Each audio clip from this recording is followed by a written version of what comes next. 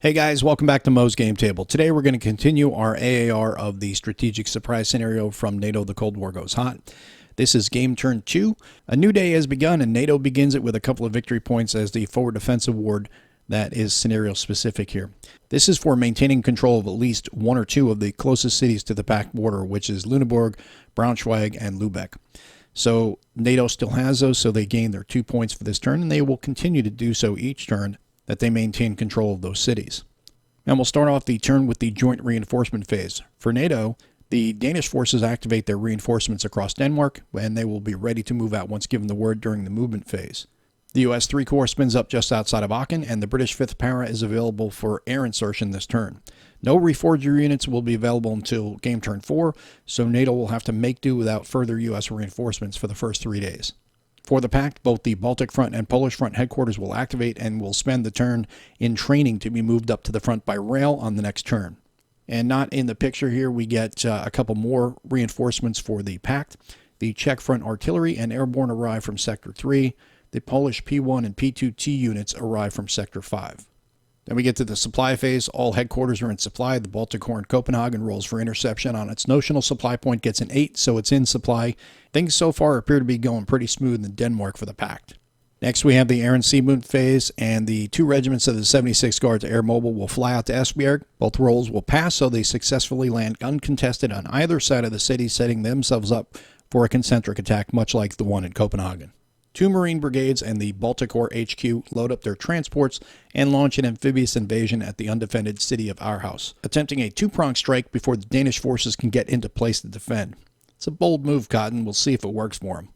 The first transport is sunk, losing both the sea transport and the Polish Marine Brigade. The second and third transports are able to land without issue, but now they're at half their attack strength, making the assault on Aarhus that much more difficult. Then we get to the ground movement phase, and as the Marines launch their amphibious assault, the 7th Guards will fall back into Copenhagen to maintain control of the city while the Marines are on their attack. And here we take a quick overhead look at the northeast and southeast German fronts. They're moving in to fill in gaps in the line, position themselves to attempt to open up any seams where possible in the upcoming attacks.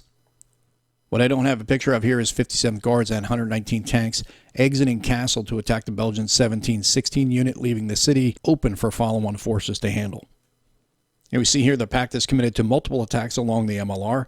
They're determined to punch a hole that they can exploit in the NATO lines, but NATO has been really stingy and tough to get through. They need to punch a hole that they can exploit and march on the Rhine. Next, we have the airstrike phase. I don't have any pictures of that, but I will give you a quick rundown of what happened. There were 6 tactical airstrikes placed. The first 2 were ineffectual. The 3rd strike disrupted the 3rd 7th Panzer.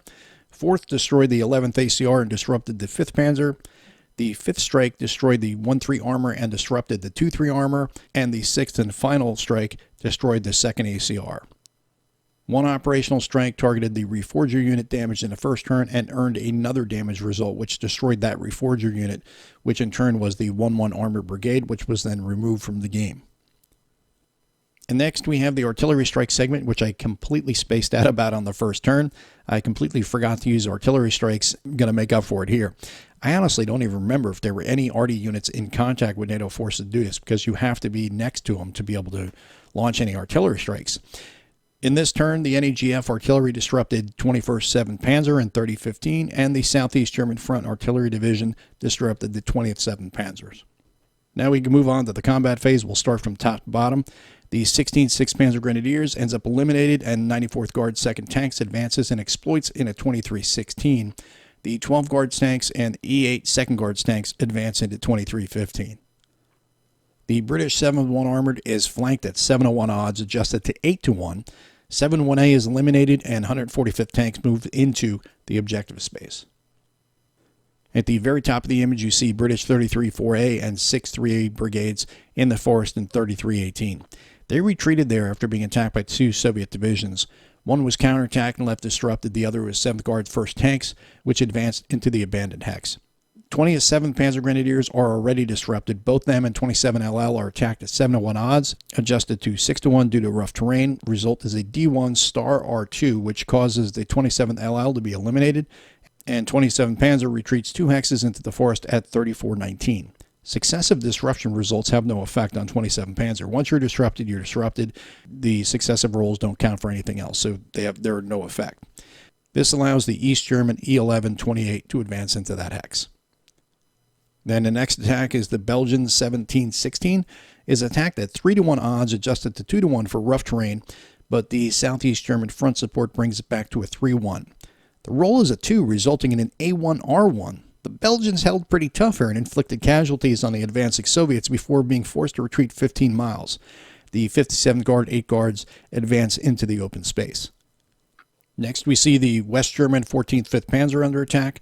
The roll result is a D1R1, which eliminates the 5th Panzer and the Pact forces advance, but cannot exploit further due to the rough terrain. You can only exploit when it's in clear terrain. At the bottom of the image, you see the 26 LL, and underneath them, the 34th 12th Panzer. The Soviet attack here is 2-to-1, and it looks like their overconfidence kind of cost them here, as it's an A1 result. So 39G, 8G loses a step, but more importantly, the attack is blunted by the NATO forces there, and the Soviets cannot advance further past the border. However, a breakthrough is beginning to shape up for the Pact. This ends the combat phase, and all units remain in combat supply. Next, we get to the Pact Reserve phase. There is only one unit marked with the OMG marker for reserve movement, and that is the 47th Guards tanks. They're going to move at half their tactical movement, which is 3 hexes, to link up with 35 3S and 3215 outside of Braunschweig. Next, we switch gears to the NATO turn. First up, we have the air and sea movement phase. 5th Para will airdrop and move in Hanover to bolster the defense of the British 1st headquarters. Roll is 11, and that is successful. Now we're getting into the ground movement phase, and the first one up is the Dutch 414. They make the move across the Elbe and into East Hamburg as the Soviets ring the outskirts of the city. They were already out of movement supply, but they're able to cover the river crossing with their halved movement and get in there, so that way they can at least bolster the defense of Hamburg and try to make it a little more of a less desirable target for the Soviets. And while that one Dutch unit is in East Hamburg out of movement supply, the rest of the Netherlands forces move up. They form a secondary defensive line along the Weser from Minden to Bremen in anticipation of a Soviet breakthrough to their east, because there's a gap between the British and Western forces north of Hanover that they're concerned about, as you can see here in the image. So anticipating that move through, they form the secondary line.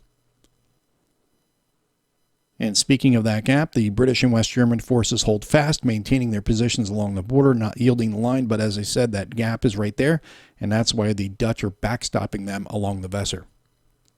And to the south, French forces in West Germany activate this turn and get across the Rhine, but that's not pictured here. Heading further south in the Sentag, elements of the West German 3 Corps just off screen are moving to cut off advancing Soviets near Kassel in 3618. The U.S. 5th Corps holds to bottle up the Soviets along with the 5th Panzer from the West German 3 Corps. The Soviets have thinned the line with airstrikes but have been unable to punch through the line yet. This is a critical point only 90 miles from the Rhine. The West German 2 Corps moves on the Czech border and coordinates with the U.S. 7th Corps to begin assaulting the Czech line. Will they make a play for Prague to take the Czechs out of the mix, or try to punch a hole and make a rush to free the NATO forces trapped in Berlin? We'll have to wait and see. All the way up north, Danish forces launch a desperate assault to reclaim Esbjerg and avoid national surrender, because remember, you've got the attack on Aarhus, you've got the attack on Esbjerg, and they've already taken Copenhagen. So at this point, the Danes are about ready to surrender. At the end of this turn, if they do not get back at least one city, they will face national surrender and be out of the mix.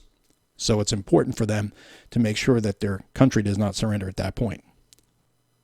Now we get to the airstrike segment. The tactical airstrikes will start at Denmark and move on down the line. The first strike is on Copenhagen, which results in both 7 Guards units being disrupted there. The second strike is on Esbjerg, which destroys one 76 Guard unit and disrupts the other. This will make the assault on Esbjerg a lot more in the Danes' favor in the upcoming ground assault. And at the top of the image, we see the third strike just outside of Hamburg to the north of the line here. Both armor units are disrupted. The fourth strike destroys the 207 3S mech and suppresses the NEGF artillery division. The fifth strike disrupts 57 Guards, 8 Guards, and the sixth and final strike disrupts 20G 28th mech. And the Esbjerg attack is a success. Remember, that 76 Guard unit that was remaining was already disrupted, so the attack was pretty much overwhelmingly in the Danes' favor, and they free Esbjerg. The Copenhagen attack that was going to happen is then held off because NATO can decide when it's going to attack based on other attacks. Unlike the Pact, they have to commit to their attacks. So they see the Esbjerg attack was successful. Now the Copenhagen attack, there's no need to do it. You want to maintain as many forces as you can, and the odds of Denmark falling now to the Soviets with the remaining forces in Denmark is pretty slim. So at this point, no point in attacking Copenhagen. And here we have the U.S. 5th Corps flank attacking 147 tank, 39 guards, and 8G at 3-1 odds using headquarters support. The roll is a 3, given an A1R1 result. The U.S. loses 3-1 mech brigade, and the Soviets ignore the retreat result since they're in rough terrain. Next, we have the British 1st Armored. They're going to attack the suppressed NEGF artillery division from the airstrike earlier. They go in there and shatter it, and they advance into the marsh in 3015. Here we see the U.S. 7th Corps and the West German 2 Corps coordinating an attack against 2 Czech C4 divisions in a flank attack. The result is an A1D1R1, and the West Germans will lose the 25th LL. The Soviets step loss 30G and then destroy it in order to ignore the retreat result. The Soviets will hold their ground. And that marks the end of Turn 2, where NATO battled back and inflicted some casualties pretty well this turn. How will that shape the battlefield for Turn 3? Well, you'll find out when you tune into the next AAR, where Turn 3 will be a strategic surprise of a different sort. Thanks for tuning in, guys. See you next time.